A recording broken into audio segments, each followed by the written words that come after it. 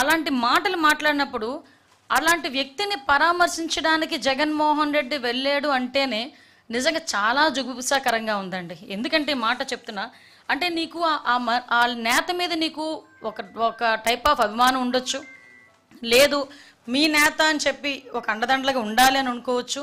కానీ నువ్వు బయటకు వచ్చి ఎవరిని పరామర్శిస్తున్నావు అన్న సంగతి ప్రజలు కూడా గమనిస్తున్నారనేది మినిమం కామన్ సెన్స్ లేకుండా ఈరోజు జగన్మోహన్ రెడ్డి బిహేవ్ చేయటం క్లియర్గా చూస్తానండి. ఒక్కసారి మనం అందరం కూడా చూసుకుంటే ప్రసన్న కుమార్ రెడ్డి ఈరోజు జగన్మోహన్ రెడ్డి పరామర్శించడానికి వచ్చిన నేతల్లో ప్రసన్న కుమార్ రెడ్డి ఇంటిని ఎలాగైతే ధ్వంసం చేశారని చూడటానికి వెళ్ళాను అన్నాడు. ప్రసన్న కుమార్ రెడ్డి ఇంటిని ధ్వంసం చేయడానికి గల కారణాలు, ధ్వంసం చేసిన వాళ్ళ మీద చర్యలు, పోలీస్ చర్యలు అవన్నీ కూడా మేము లాస్ట్ టైం వచ్చినప్పుడే మాట్లాడాం. ఎవరైతే ధ్వంసం చేశారో ఆ ధ్వంసం చేసిన వాళ్ళందరినీ మీద కూడా కేసులు ఫైల్ అయినాయి, వాళ్ళందరికీ కూడా నోటీసులు ఇచ్చున్నారు, వాళ్ళందరి మీద కూడా కేసులు నడుస్తున్నాయి. అది ఒక ఎత్తు. ఇంకొకటి ఏంటంటే ఇదే ప్రసన్న కుమార్ రెడ్డి మాటల్ని కోర్టులు సైతం ఆ రోజు తప్పుపట్టిన పరిస్థితి. కోర్టులో కూడా ప్రత్యేకంగా ఇలాంటి మాటలు మాట్లాడకూడదు అని చెప్పిన సందర్భాన్ని కూడా ఈరోజు మీకు తెలియజెప్తున్నా. ఎందుకంటే నేను చాలా సందర్భాల్లో చెప్పానండి, గౌరవ ముఖ్యమంత్రి గారు కూడా చాలా సందర్భాల్లో చెప్తుంటారు, మాకు రాజకీయ పార్టీలో ఉండి ఒక రాజకీయ నాయకుడిగా, ఒక ఎమ్మెల్యేగా, ఒక మాజీ ఎమ్మెల్యేగా, ఒక మంత్రిగా, మాజీ మంత్రిగా ఎంతమంది ఉన్నా మనల్ని కొన్ని లక్షల మంది, కోట్ల మంది ఫాలో అవుతారు. మనం చేసే బిహేవియర్ కానీ, మనం మాట్లాడే మాట కానీ, మన బాడీ లాంగ్వేజ్ కానీ అవతల వాళ్ళకి ఒక ఇన్స్పైరబుల్గా ఉండాలి కానీ చీకొట్టే రకంగా ఉండకూడదు. మనల్ని చూసి మంచి నేర్చుకోవాలి కానీ మనల్ని చూసి చెడు నేర్చుకోకూడదు. మనల్ని చూసి ఒకరికి ఆదర్శంగా నిలబడాలి అని అనిపించుకోవాలి కానీ ఒకరిని చూసి ఇలా మాత్రం ఉండకూడదు అనిపించుకోకూడదు అనే సందర్భం చాలా సందర్భాల్లో చెప్తుంటారు.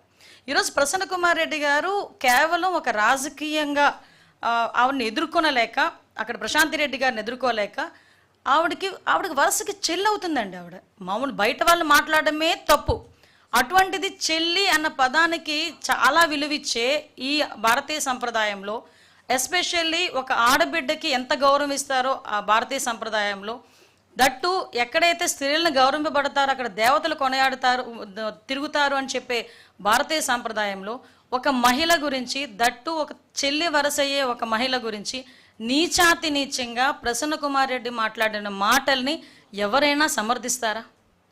సమర్థించే పరిస్థితులు ఏదైనా ఉన్నాయా?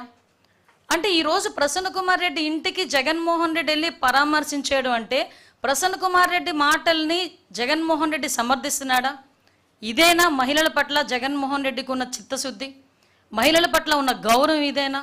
మాట్లాడితే నా అక్క చెల్లెములు అని చెప్పి ఊదరగొట్టాడు కదా.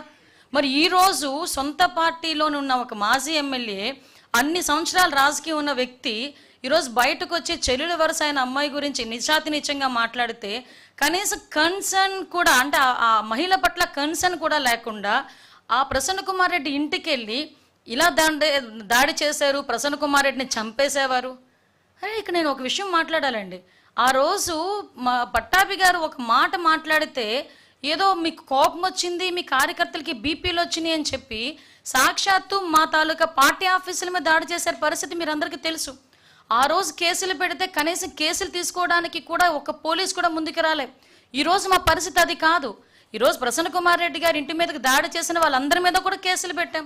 వాళ్ళు ఎవరెవరి మీద అయితే కేసులు పెట్టారో వాళ్ళందరి మీద కూడా మేము కేసులు పెట్టాం. ఈరోజు వాళ్ళందరికీ నోటీసులు ఇష్యూ చేశాం. వాళ్ళందరూ కూడా ఎంక్వైరీకి వస్తున్నారు.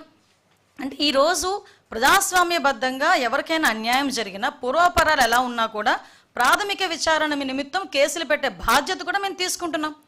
ఈరోజు ప్రసన్న కుమార్ రెడ్డి గారి మాటల గురించి నాకు ఇక్కడే ఒకసారి అనిపిస్తుంటుందండి, జగన్మోహన్ రెడ్డి తన మానసిక స్థితి అని చెప్పి ఇందాక నేను అన్నాను ఒక మాట. ఆ మానసిక పరిస్థితి ఎలాంటిదంటే తల్లి గురించి, చెల్లి గురించి కూడా నీచాతి నీచంగా మాట్లాడినా కూడా నోరు మెదపలే.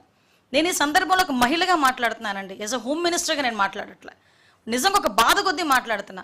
ప్రజలకు సేవ చేసుకోవాలి అనే మహిళలు రోడ్డు మీదకి వస్తే వాళ్ళకే రక్షణ లేకపోతే పరిస్థితి ఏంటి? ఈరోజు మేమందరం కూడా ప్రజాసేవ చేసుకోవాలని చెప్పి ఇంట్లోని భర్తల్ని, పిల్లల్ని కూడా పక్కన పెట్టి రోడ్డు మీదకి వచ్చి మేము సేవ చేసుకునే పరిస్థితులు వస్తూ ఉంటే, ఇలాంటి ఆడవాళ్ళ మీద కూడా నోటికొచ్చినట్టు మాట్లాడే పరిస్థితులు కనిపిస్తూ ఉంటే, దానికి ఇటువంటి నాయకులు సమర్థిస్తూ ఉంటే ఈ సొసైటీ దేనికి వెళ్ళిపోతుంది? ఈరోజు ఒక్కసారి మనం కూడా ఆలోచన చేసుకోవాలి. ఇదే జగన్మోహన్ రెడ్డిని డైరెక్ట్ క్వశ్చన్ చేస్తున్నా. నిన్న మొన్న ఏదో ఎన్సీఎల్టీలో ఒక కేసు గెలిస్తే ఏదో గెలిచానని చెప్పి సంకలు గుద్దుకున్నాడండి. సారీ, ఈ పదం ఉపయోగించకూడదు. విజయం సాధించిన వీరుడిలాగా చాలా ఎక్కువగా ఆయన చాలా ఆనందపడిపోయి సాక్షి టీవీలో ఎక్కడెక్కడ ఏదేదో వేసుకున్నాడు. నువ్వు సాధించిన విజయం నీ తల్లి మీద, చెల్లి మీద. ఆ తల్లికి గురించి దేని గురించి? ఒక ఆస్తి పంపకాల గురించి. ఇంకొక విషయం కూడా చెప్పాలి. ఇదే తల్లి గురించి, చెల్లి గురించి కూడా నోటికొచ్చినట్టు సోషల్ మీడియాలో, వైఎస్ఆర్సీపీ సోషల్ మీడియా హ్యాండిల్స్లోనే నోటికొచ్చినట్టు చాలా వల్గర్గా మాట్లాడి, వల్గర్గా ఫొటోస్ మార్ఫింగ్ చేసిన రోజు కూడా జగన్మోహన్ రెడ్డి మాట్లాడలే. నాకు దీన్ని బట్టి అర్థమైంది ఏంటంటే, జగన్మోహన్ రెడ్డికి తల్లి, చెల్లి అలాంటి